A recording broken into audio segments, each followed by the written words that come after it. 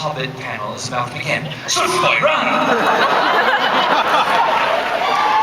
Hello.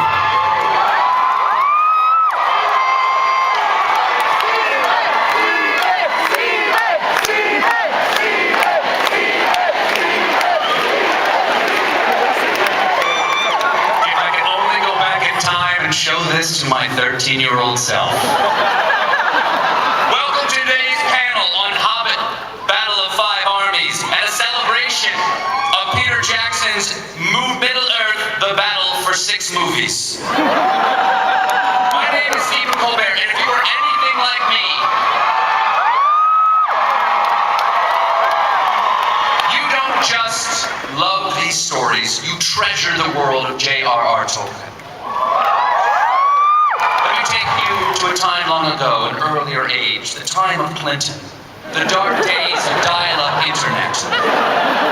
A rumor came to us that director Peter Jackson would be making an adaptation of the trilogy. At the time, many of us knew him only from his movie Heavenly Creatures.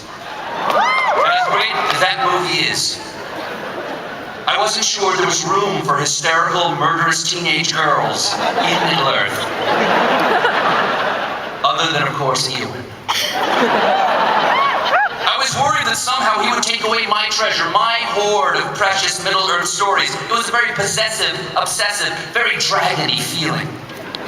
So I found and followed everything I could about the progress of these movies. I remember seeing the first stills from the filming of Helm's Deep. I looked at every casting announcement. I scoured the work of John Howe and Alan Lee. I read the online debates about fantasy versus fairy tales. And I began to have hope. Not just hope the movies would be good, I was given hope that finally, people might not roll their eyes when I started talking about Middle-earth. That my head full of facts from Fëanor to Faramir might suddenly have some social value. That someone might say to me, "Hey Stephen, you know a lot about Tolkien, can you explain something to me?" And I would say, "Yes, oh God, yes, I will."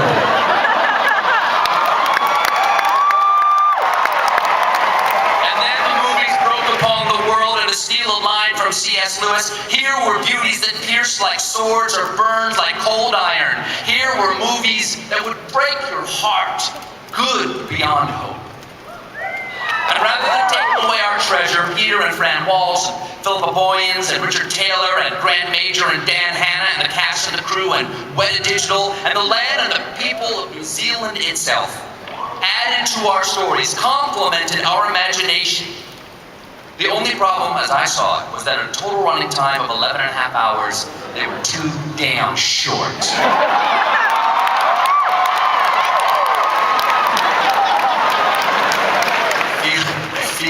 This must be how Orlando Bloom feels all the time. We wanted more! And though we had to wait nearly a decade, our patience was rewarded with the cast and creative team we love and trust, and we were invited back to Hobbit, to Rivendell, across the misty mountains cold, through water, wood, and hill, by reed and willow, to finally come face to face with the beautiful but dangerous silver-tongued villain of The Hobbit, the Lake-Down Spy. I just hope I fulfilled Professor Tolkien's vision. Before we bring out the panel, we have a few more clips to show you. Now,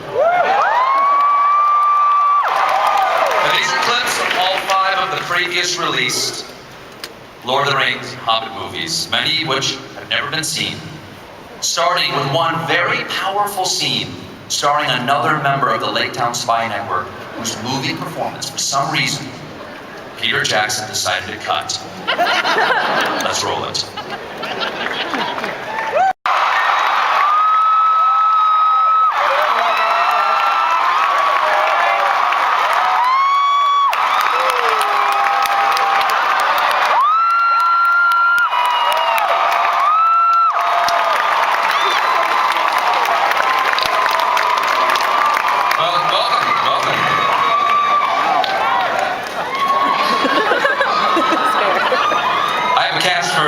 Question to start off for everyone on stage right now. Do you get that everywhere you go at this point? Or just everywhere in San Diego? Peter, how are you? Hey. Yes. I'm very good, thank you, Stephen. Thank you very much for coming. Well, on behalf of myself and everyone here and all the fans around the world over the last, how many years now since the first movie came out? 13? Yeah. Thank you. Something like that, yeah. Thank you very much for making these movies. Thank you. You're very welcome, thank you.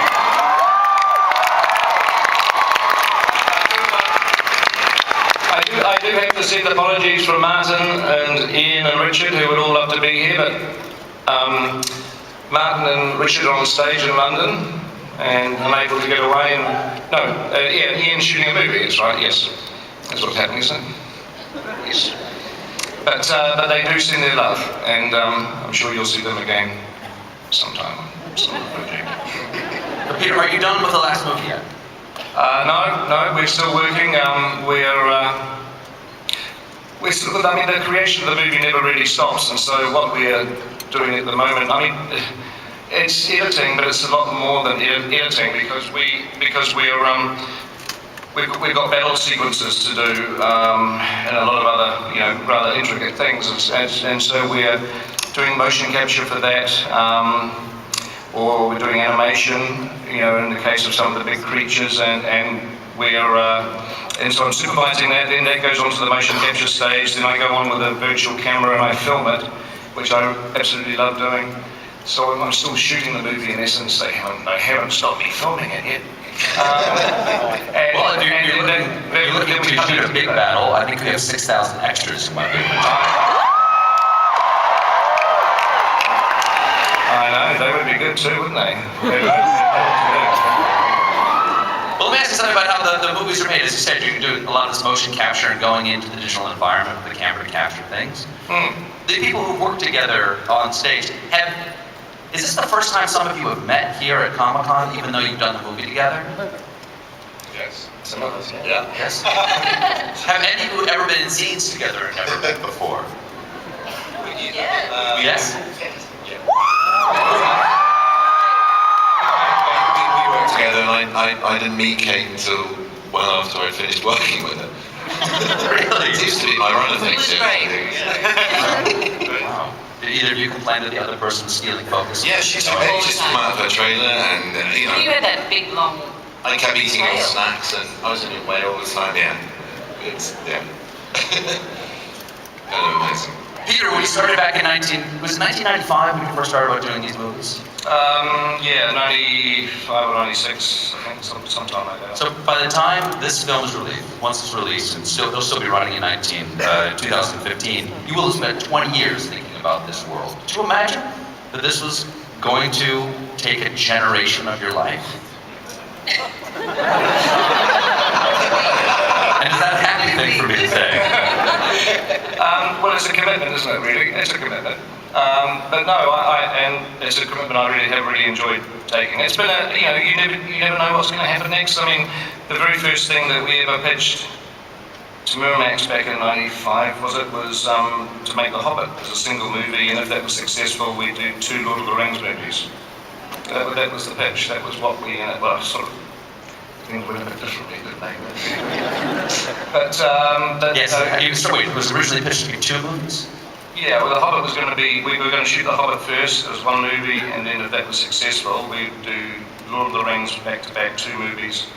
And that was the pitch to Miramax. That was the original. And so that was, everything changes, it's organic. So it would be really boring. It was 20 years where you had it all laid out and you knew exactly what was going to happen and you were just ticking the boxes. But it's certainly, it's an adventure. Every step of it's an adventure. I do want to complain to you again, as I have before, that since The Hobbit, which was 1 book, became 3 movies, technically you owe us 6 more movies for the trilogy. Sure, if Warners could find a way to do that, they would certainly be doing that. Elijah? Yes.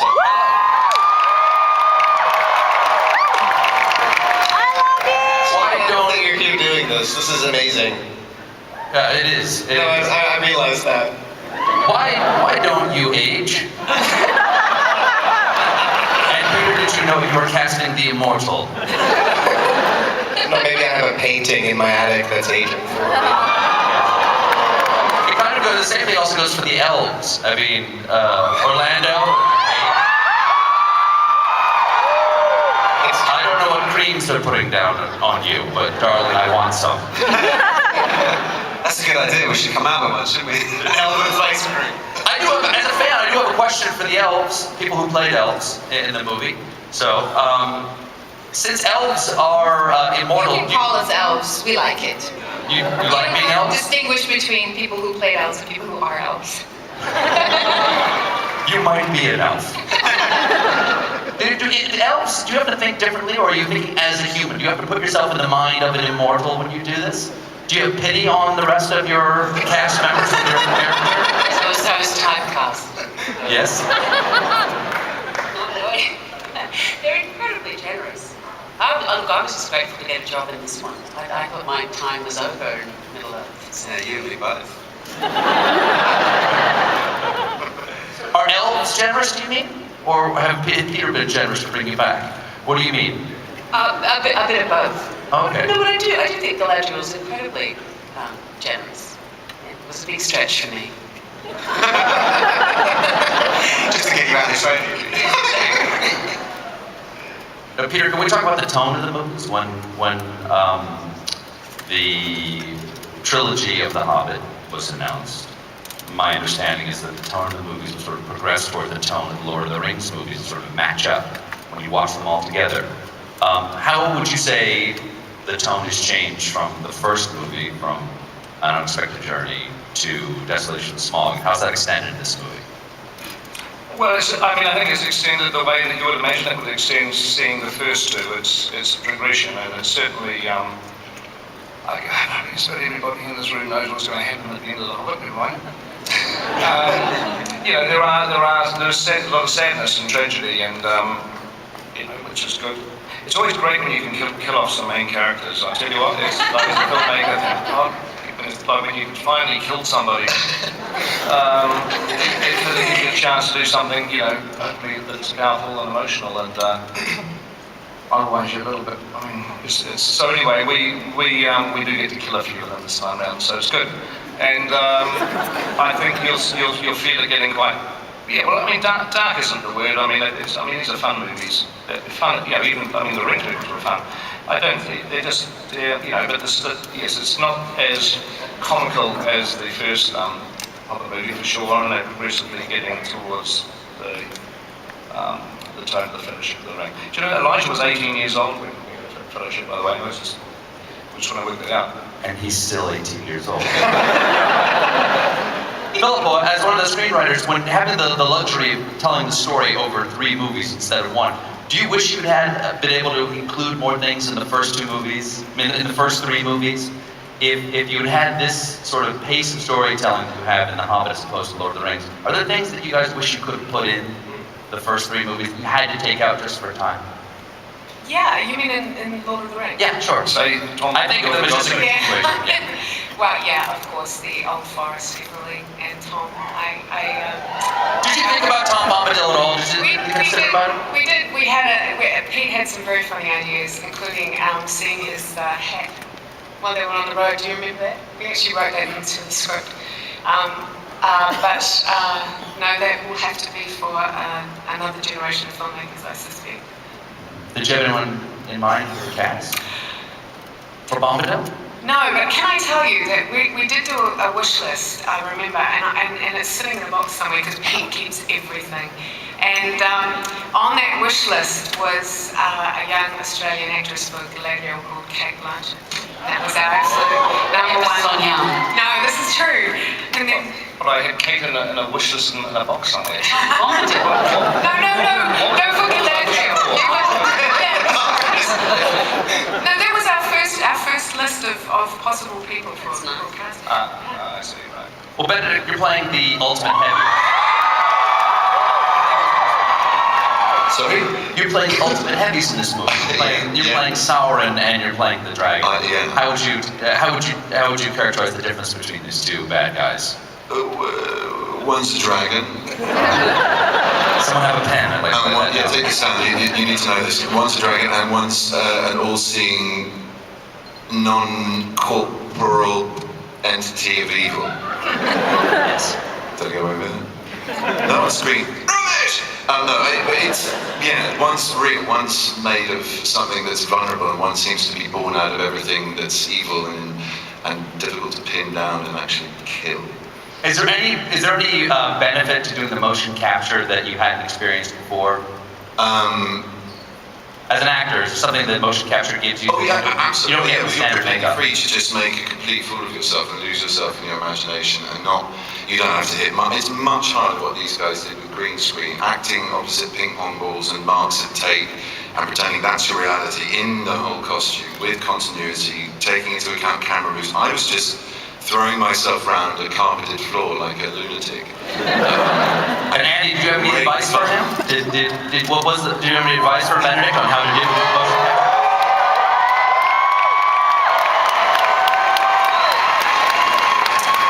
Just to make sure you don't get carpet burns, really. Yeah, put the Velcro in the right place. Exactly, yeah. Benedict, thank you. They love you, Benedict. Graham, as Dwalin.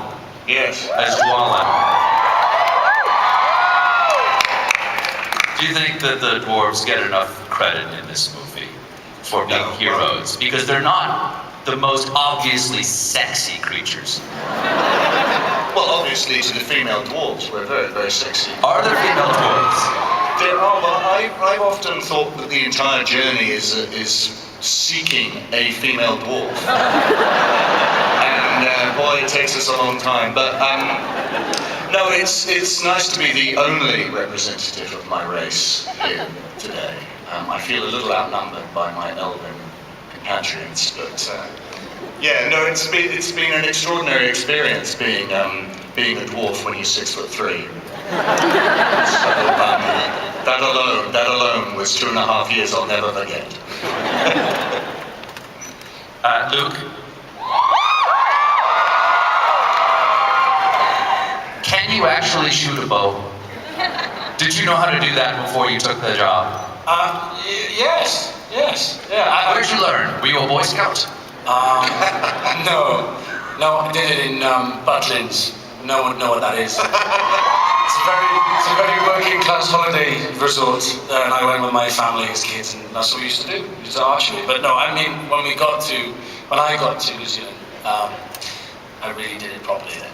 And used a very, very big bow that was much bigger than me, and arrows that were very, very large. And I could probably do it. We did actually do a day. It's a shame, because I think Aidan Turner remembers the day when we were all shooting, because the dwarves used to shoot from the hip, and I used to shoot from the face and whatever. And we had to aim at these little action men that they put on the wall, and I did it. I got it. I beat them. Kate, as an elf, we haven't had a chance to see you fight. That's one of the things that the elves do better than anyone else. They're the ninjas of Middle-earth. Are we going to be able to see you fight this time? Do you have a weapon? Well, I actually, in the high school production of The Hobbit, which you did, I actually played the bard. So I was sort of prepared for a bit of fighting. But as an elf, you have to wear, because you're very tall, I'm relatively tall, but not that tall, I had to wear these sort of hugely high sort of disco glam boots, which were... So it's a little bit tricky to even walk. So underneath that gown, you've got disco heels on. You've got disco heels on under the gown. No, but just for height. We do get to see Galadriel losing it a little bit in this next movie. Yeah. It's a bit tickly, yeah. I lose my shit, I thought you meant. Elven shit. I'm sure it sparkles. She gets to kick Sauron's ass a little in this next film, so. Philippa, have you recovered from me smoking you in the Tolkien trivia contest in August of 2010? Have you stopped therapy from me crushing you? No, but it was very touching, because your very beautiful wife came up afterwards and said, I think this is the greatest night of his life. Peter challenged me to a trivia contest with Philippa, and I won. And I won, and it was. And as I said to you, you don't understand. I'm an athlete who's been training his entire life for a race he never knew was coming. I think it might have been a little closer than you remember, though. We could remount the challenge for charity. Do you remember what you won on? What was the winning answer? Do you remember? No, but I do remember when Stephen Fry said, "Oh, you've really got the crowd on your side." It's when you asked me who Goldberry was. Oh, yeah. Yeah, you actually asked me what Goldberry was, not who Goldberry was. Did I? I think I did. Yeah, so you were just trying to trip me up with the old River Daughter answer. You know what was really funny? Because it was me and Stephen, and we were asking each other questions. So I think nobody else in the room knew whether we were getting them right or wrong.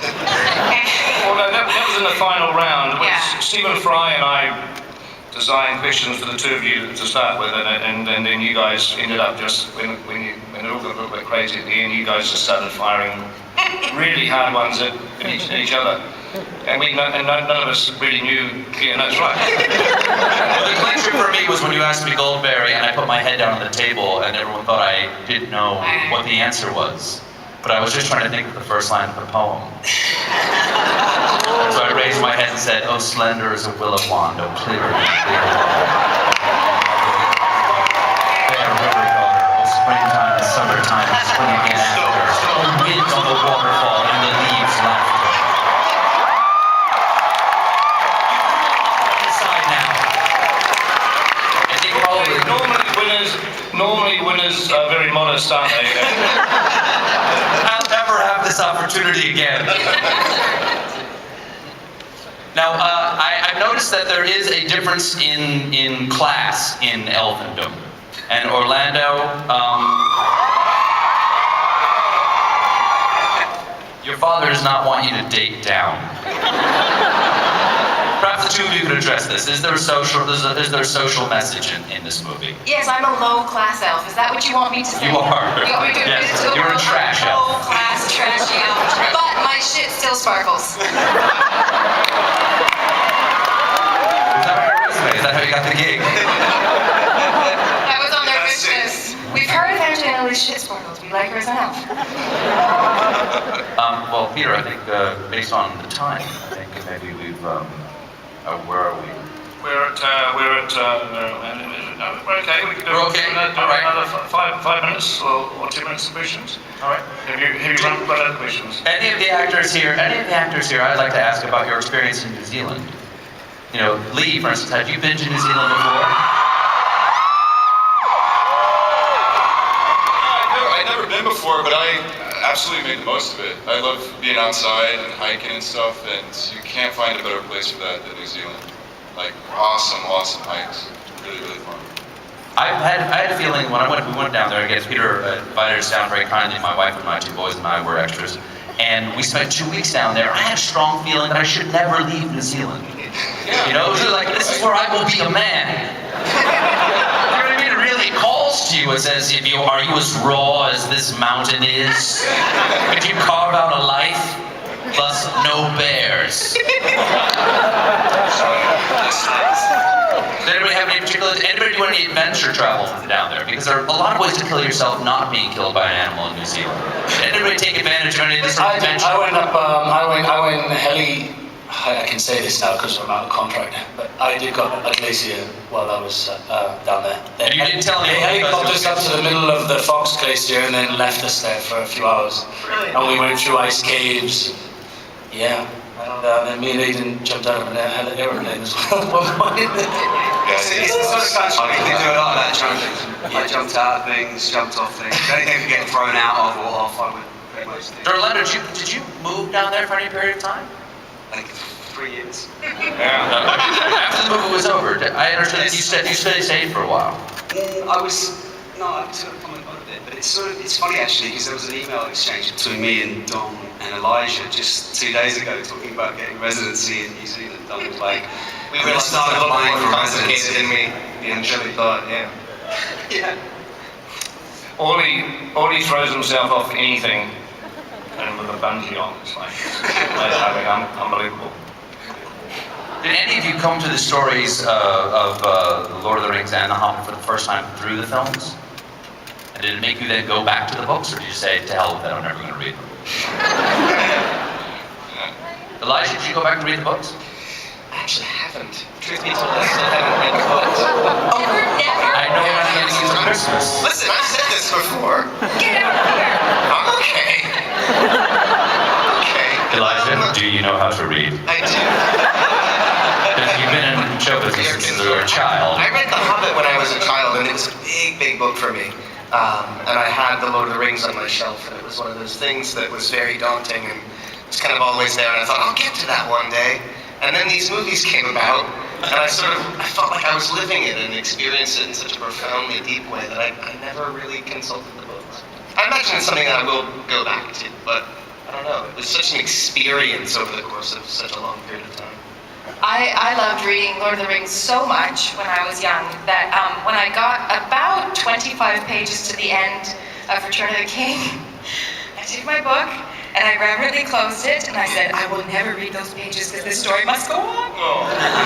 And I have never read those pages. Oh, that's beautiful. Ever. Eventually, as a serious geek, a serious talking geek.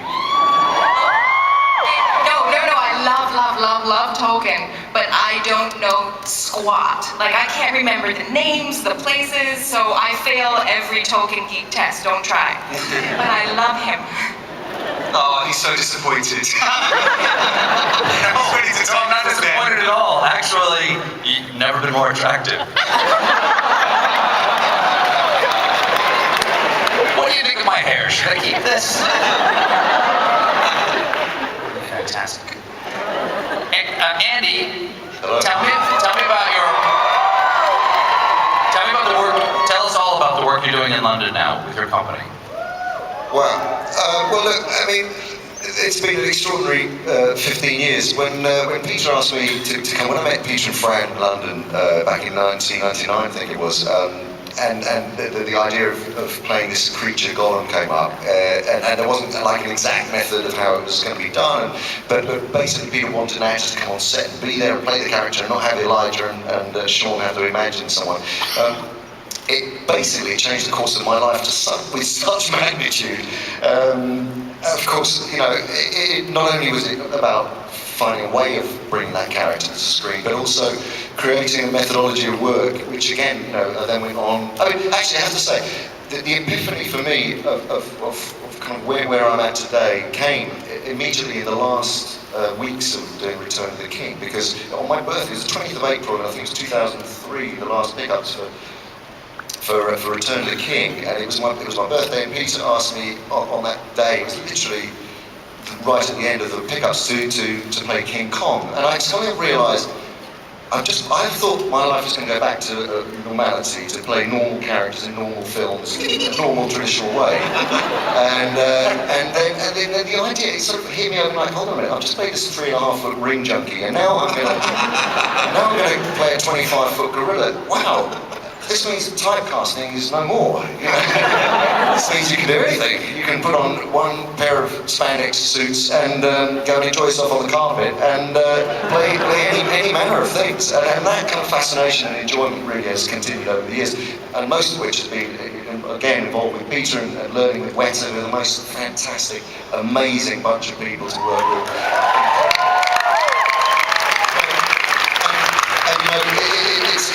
It's a sort of knowledge base and a skill set, and which I love and adore, and I do think philosophically as an actor it does break down so many barriers. You can play anything, whatever you are, it doesn't matter. You can play anything.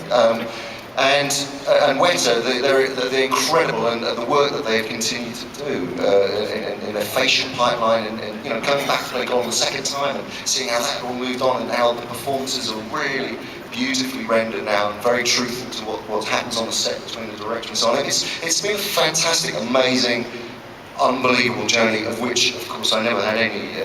I couldn't foresee coming at all, and it's ended up with being in a position where very, very luckily now.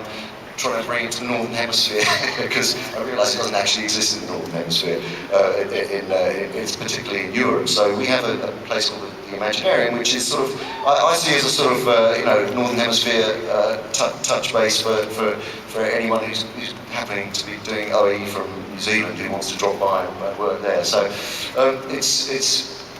it's a great time, really enjoying it, and and it's very much down to Peter and Fran and Philippa and all the incredible experience that they've had. Well, thank you.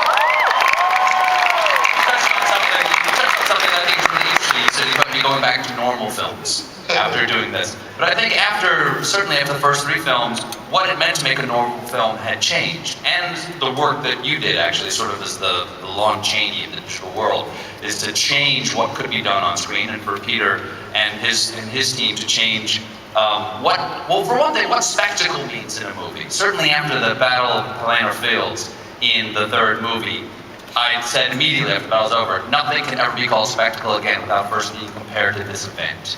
And so, how do you see the change that's happened in film? Like every battle of two people clashing, like close shots of people clashing in a battle on screen these days, looks something like it's an echo of that Dagorlad battle at the beginning of the prologue for the first Fellowship of the Ring. Everything's got that rush and that clash feeling that just didn't exist before. Do you see your work being echoed? I did a little bit, yeah. I did recognise some about the sort of style in some films that came through in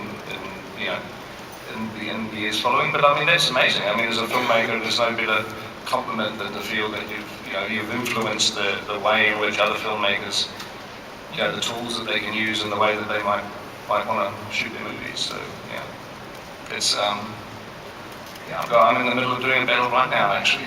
Big battle of the 5 armies. Would you by any chance have any way to give us an idea of what that movie is like?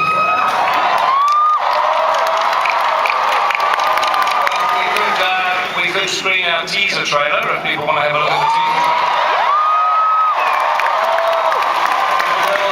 The world's first screening of the Battle of the 5 Armies teaser trailer.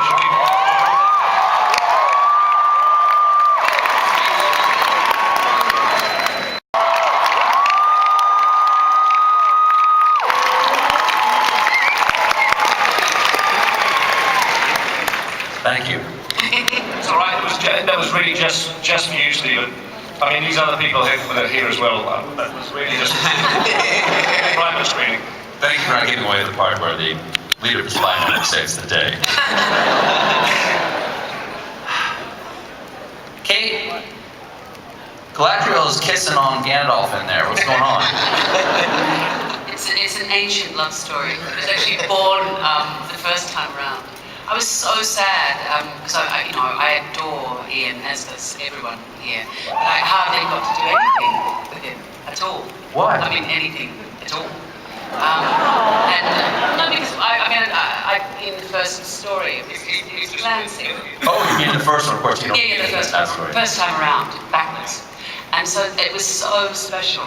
And also having worked with Hugo so intensely on stage over the last 10 years, sort of 10 years later to go back and then, all the core story, of course Galadriel's just a footnote in the Hobbit really, to have such a beautiful, loving relationship of understanding.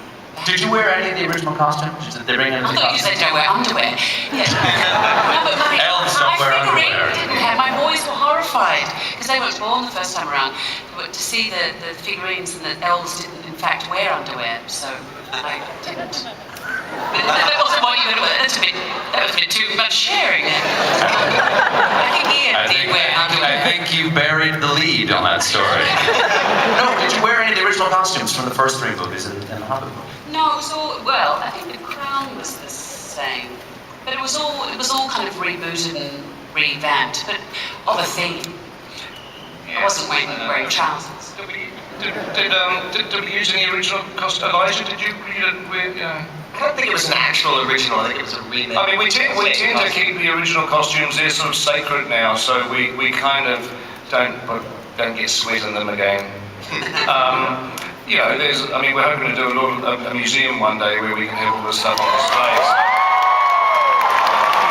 So we didn't really want to trash the Lord of the Rings stuff for the Hobbit generally, so we tended to make new stuff. I did have my wig. My wig was the same. Yeah, my wig was Oh, the really? same. My wig was the same. Yeah, we had 2 wigs from Lord of the Rings, and But your ears, my ears, well, your ears No, my ears- continue to grow.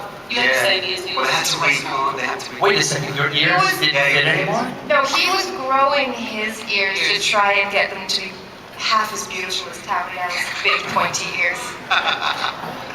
We have an ear thing, sorry. Taria was obsessed with Ear being pointy ears. And I was like, I think they should be a little subtler than that, honey. But she was like, no, I'm going all the way on this ear. I know how sexy a big pointy ear can be. A bit more aerodynamic, This time around? I felt. Yeah. But you can only say that in retrospect. I mean, Peter, speaking of saving things for the Lord of the Rings, one of the things that people may not know is that you've got these huge warehouses in Wellington with all the old Well, they sets. know now, don't they?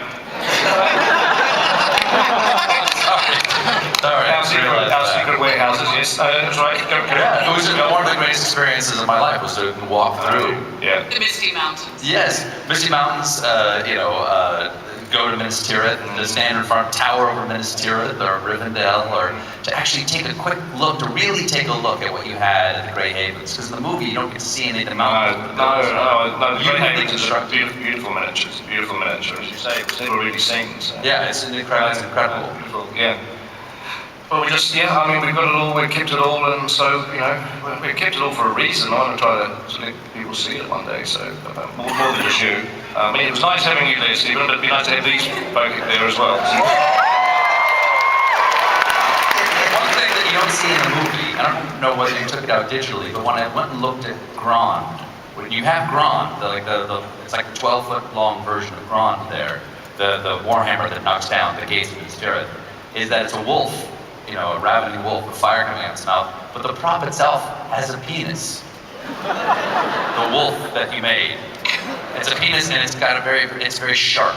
It's kind of a terrifying image. How do you know the wolf's penis is sharp? Did you touch it? I'm a super fan. I didn't actually realise it until you pointed it out. It wasn't removed. I mean, no one ever asked us to remove it in the film. Did you remove it? No. Must be there somewhere. It's there. Yeah. Stephen, it's because of people like you running around and touching wolves' penises that Comic-Con is a scary place to be. All right. Questions?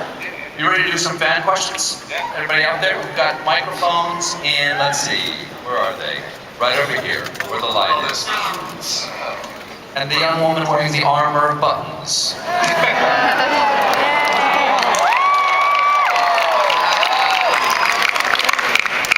Yes. This is the Lord of the Rings cave and Hobbit cave. Everything on here is Lord of the Rings and Hobbit.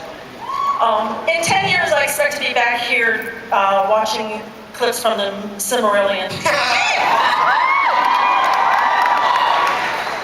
First things first, in dragon voice, Benedict, could you say button lady?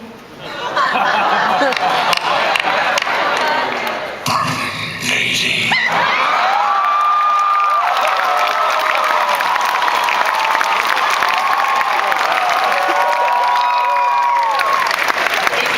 My question is for a couple of the elves. We've seen that two-shot of Bard and Legolas. My question is, does Legolas teach Bard about archery, or does Bard teach Legolas about it? Whoa! I like the way you go with that. We have a bow off. Yeah, we have a bow. You do get to kill the dragons. Do you want a sensible answer or do you want a silly answer?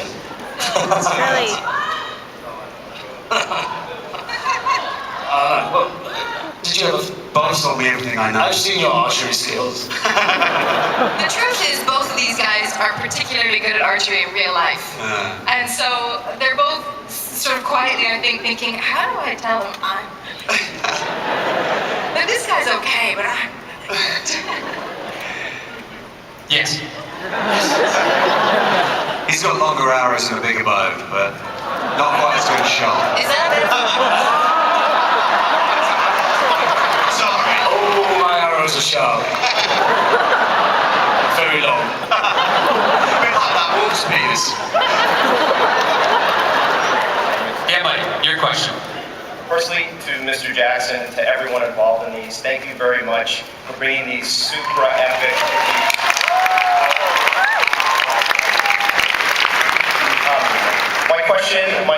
children, Logan and Olivia, wanted me to ask this to Mr. Lee, but he's not here, but perhaps the cast could answer.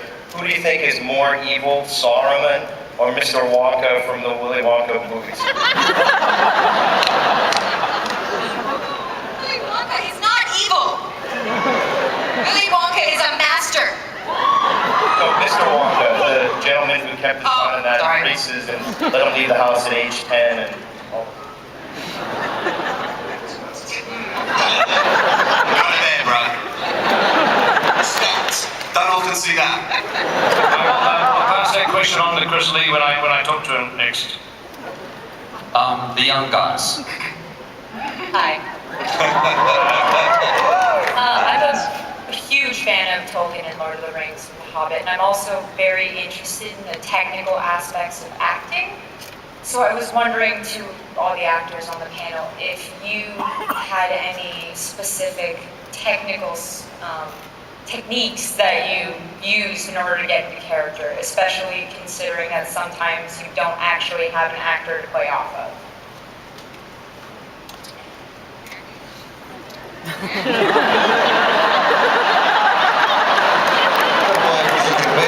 Andy Serkis has promoted the answer of that question.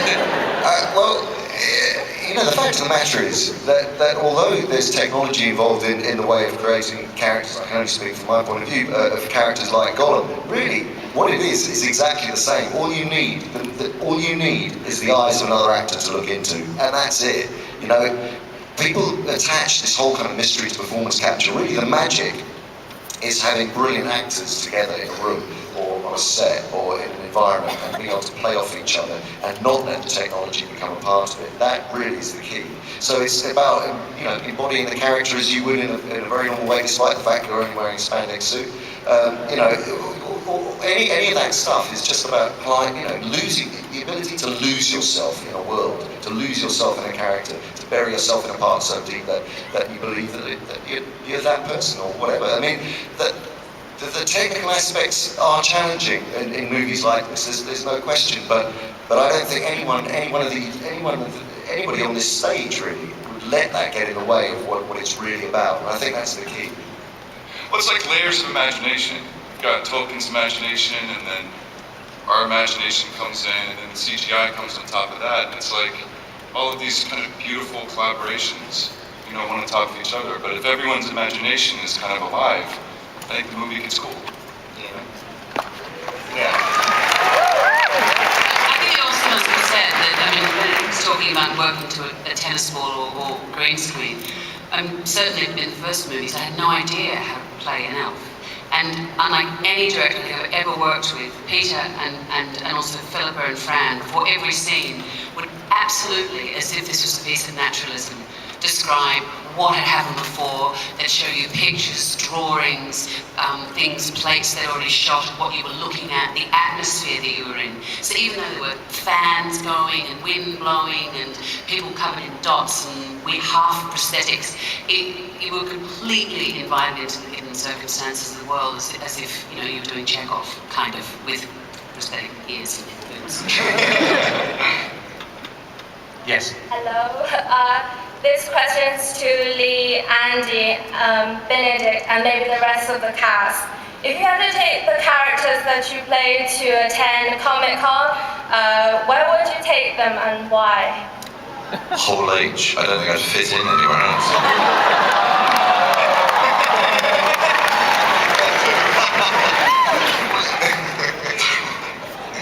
Be a bit of a squeeze. I don't know, I'd ride my elk right up that aisle right there.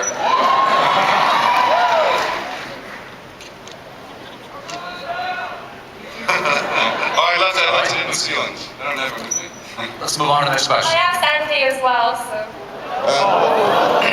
Well, I don't know where I'd go, but Gollum would probably go. Well, why don't we ask him and see where he'd go?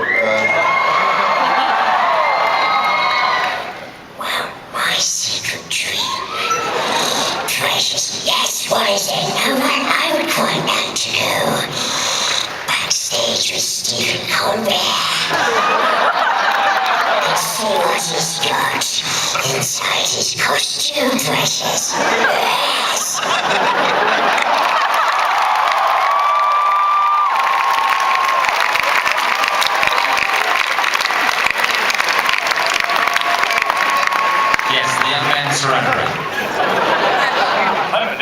seal with over 300 confirmed kills. I have an actual question. When you guys were working like on The Hobbit, like all three of them, were you, I missed both, but were you guys thinking of doing this more as its own film or as a prequel to Lord of the Rings?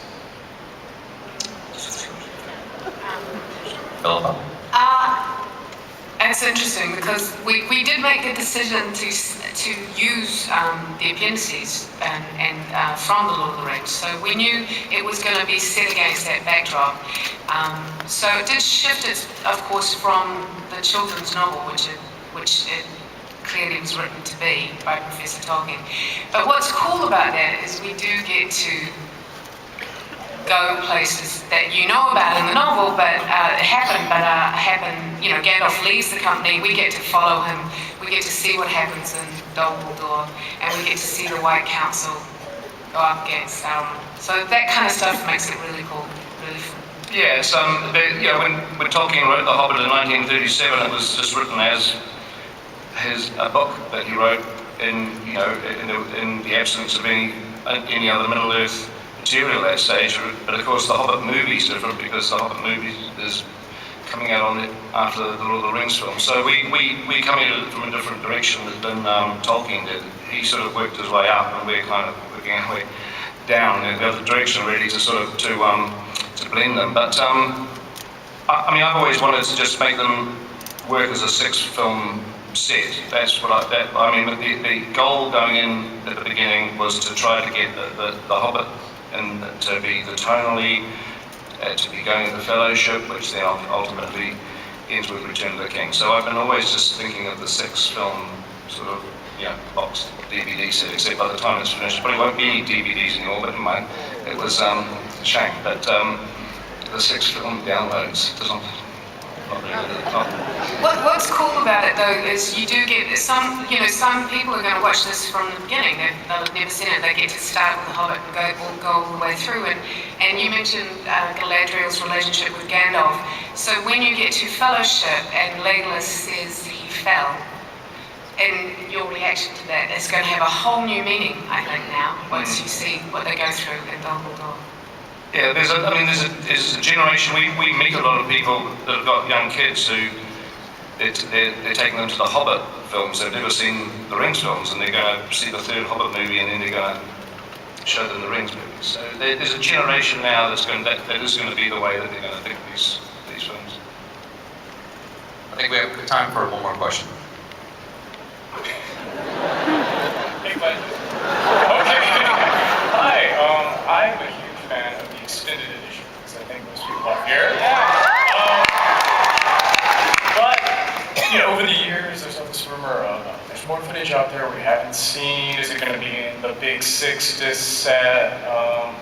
How are we going to see an even longer cut of Lord of the Rings down the road? Or have we seen the definitive version of those original films?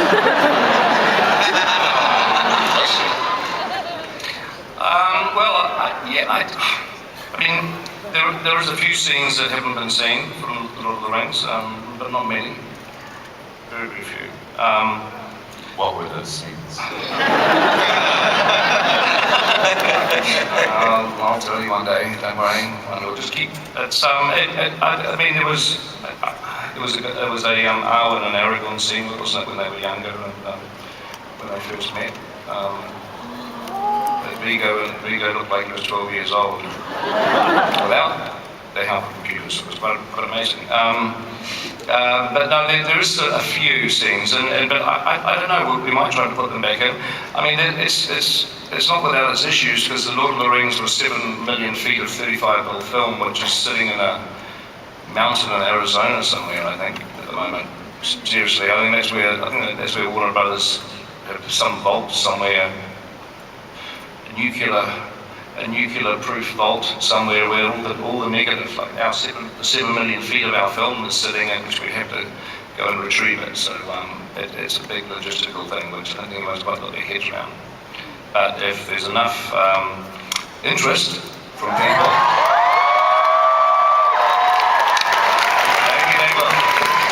All right, before we go, you have a contest to announce here, Peter. It's the Hobbit Fan Fellowship Contest. You're inviting Ultimate fans to sign up for a chance to win a trip to New Zealand and experience the cinematic Middle-earth. So what sort of things might these people be doing, these fans? How many, and what would they be doing? And is Stephen allowed to participate? Cast not allowed. Cast don't even try. There's going to be more information on the internet about how you get into this. We're going to be choosing people to come down in early November, and you're going to be the first people in the world to look at the Battle of the Five Armies with me sitting in a cinema in New Zealand. It may not even be finished. It may not quite be finished, but it'll be close to being finished. Well, I'm supposed to say it'll be finished because the studio's here, right? But who knows? It'll be finished or very, very close to being finished. But no one, virtually hardly anyone ever outside of the people working on the post-production would have ever seen a single single scene at that point. So you're going to see it exclusively, first time, and I'll be there, and we'll chat, and we might even get to show you some of these secret warehouses and things too. So, I think there's also trips to the South Island involved too. There's like a little tour of New Zealand, a tour to Hobbiton, and we're going to open this up and make it, and we're going to pick 75 people. We just thought we'd end in style. So 75 people plus a partner. Each of the 75 can bring a partner. So that's more than 75 people. Look for details on the Facebook page or at thehobbitfancontest.com. And we'd like to thank Air New Zealand, the official airline of Middle-earth, and Tourism New Zealand for their support to make this contest happen. And, Peter, you want to announce this? There's right now, right? Yeah, well, we've already selected our first two people to come down. We've had the Lake Town Spy Network has gone out and been talking to fans to find, fans that we think would be appreciative of coming down. And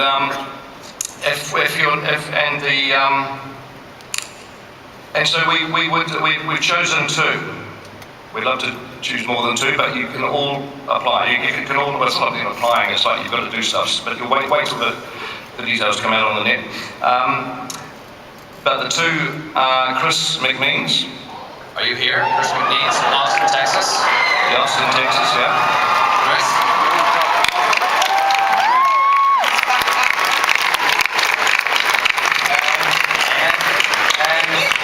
Morgan Bergener. Morgan Bergener of San Diego, are you here? Morgan.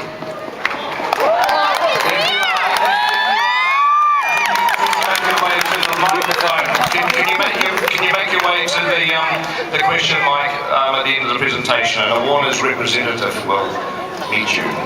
But seriously, that's only 2 out of 75, so there's still 73 places to go, and we will hopefully see some of you down in New Zealand in November for this secret scripting.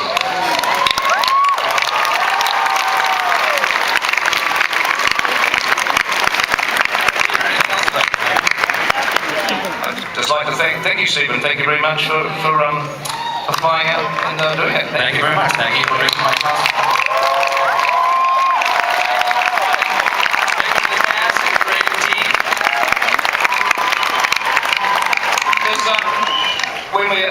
Does anyone want to see the teaser trailer again?